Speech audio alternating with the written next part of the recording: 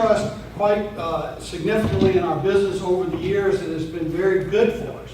And I wanted to talk to you about the trust, about the truth about trust.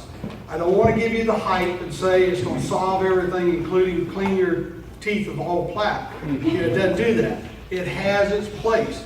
It is just like any other type of entity. It has its uses and it has its negatives. So you got to know what they are, and that's what we're going to talk about tonight. All right? Let's first of all talk about what a land trust is.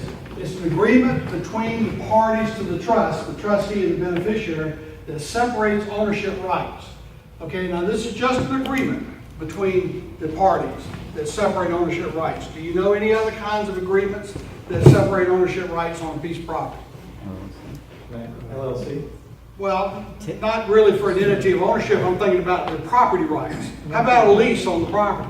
It gives the tenant the use of the property right, and it retains the ownership and gives responsibilities to the owner of the property to maintain the property and to collect rents for the use of that property by the tenant.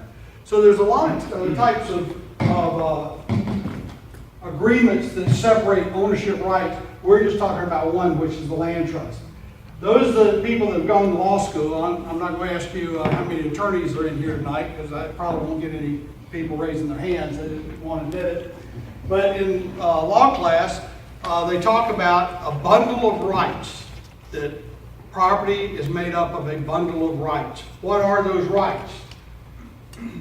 Well, you can separate the rights out. I was talking to you about different kinds of agreements. What are those rights? Well, here's just a few. Occupancy is an obvious one.